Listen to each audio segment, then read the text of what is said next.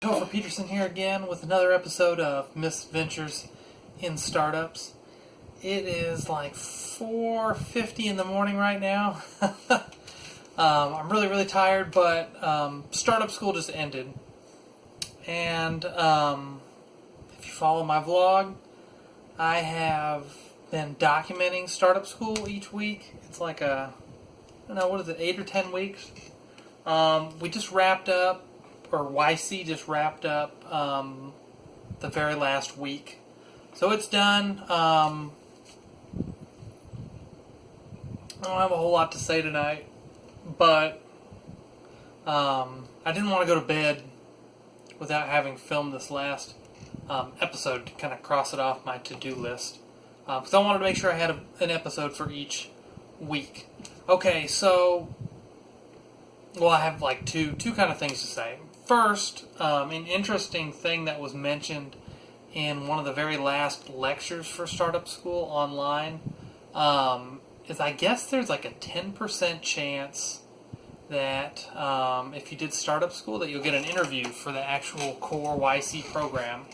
So that's really cool to know that I have, maybe a legit chance at getting an interview. I'm sure there was some sort of like qualification to that 10% or qualifier. Like I don't remember if they said it was 10% of startups that had launched and finished the program. That's probably more likely, but I launched and I finished, so I think, I don't know, I remember distinctly this 10% figure that was thrown out at the very end of that last lecture. I thought that was really high. And also, it was kind of exciting and inspiring or whatever. So I was really hopeful about that.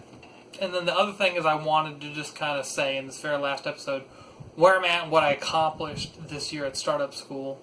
My goal going in was to, one, launch this big redesign of my app.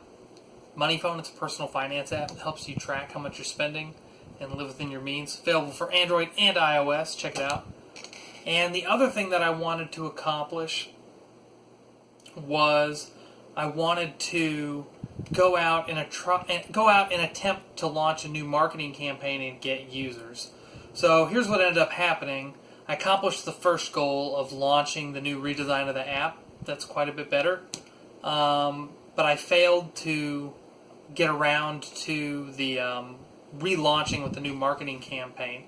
Mainly because I did not want to do another marketing campaign with a crummy app that I didn't think was going to kind of stick. So it ended up taking me longer to launch the redesign of the app. I kind of got it out at first, and then it took me a while to kind of fix a few things with the redesign that I launched, and then to get the launch redesign up on the App Store. So anyway, what I ended up accomplishing is I launched this big redesign of my app. It took, I guess, the whole 10 weeks of startup school, but I got it done, got it out the door, shipped it. I'm not sure if I'm going to sink a ton of money into launching another marketing campaign. One thing that I'm really considering right now is trying to use the app kind of as a portfolio to land a real job as a developer.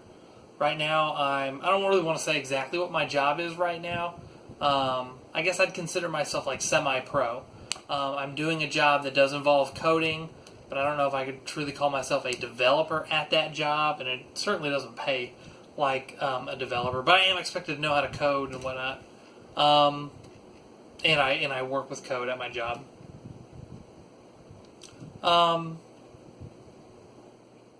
Yeah, so that's where I'm at. I launched that big new redesign of the app. Really excited about that.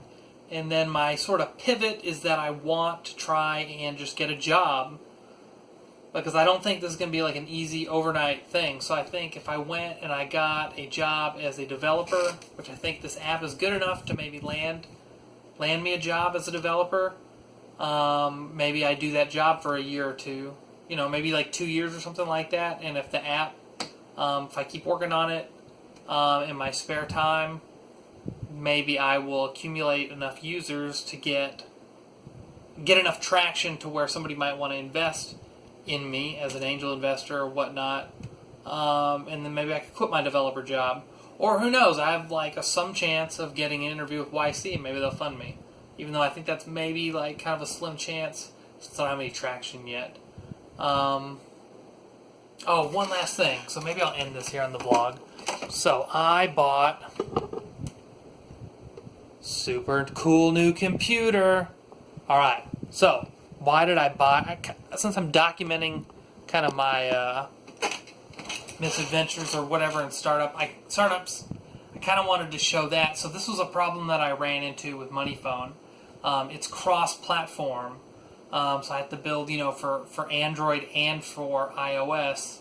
And my Mac Mini that I bought almost 2 years ago, it was like the cheapest Mac Mini that they used to sell.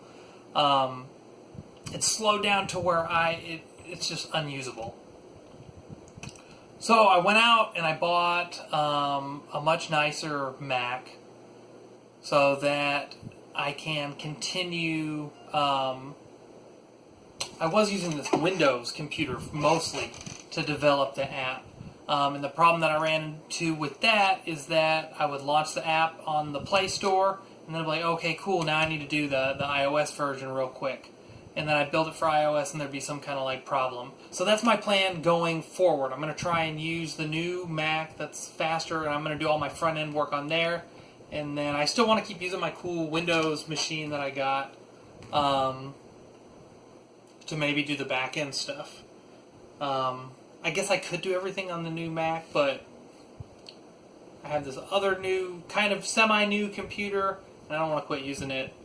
So anyway, that's kind of the goal going forward. I invested in this new computer, and I also want to learn like React Native. I don't think it'd be a good idea to go and scrap the whole front end that I built for MoneyPhone. It's built with Apache Cordova, because then I have to redo all of that work. So I think for that app, for the product, I don't think it would make sense to rewrite it in React Native. But as a job seeker, I think it would make a lot of sense to do React Native because it's cross-platform, which is something I want to continue doing, and then it's way more marketable than Apache Cordova. So that was another kind of idea with getting the new computer, was that I can learn how to do React Native on it and build for both. I could do React Native on here on the Windows machine, but then I'd really only be able to build for Android, and I'd still be stuck. I would not be able to get the cross-platform benefits of doing that. So I don't know. That's kind of a downside to doing iOS stuff, is that the iOS stuff's more expensive. But anyway, the whole kind of point of this vlog is to document my misadventures in startups, and that's something I did. I went and invested in a Mac computer, and we'll see. Hopefully it will pay off. And maybe the app will do well enough that somebody will fund me, or maybe I will land a sweet gig as a developer. Oh, and one last thing. God, I'm so long-winded. It's okay. Nobody's watching this anyway. Another thing why I went with the MacBook instead of another Mac Mini or something like that is so that if I want to move cities and go to the local tech hub, which is Austin, that's kind of the hub here in Texas, and my son lives there.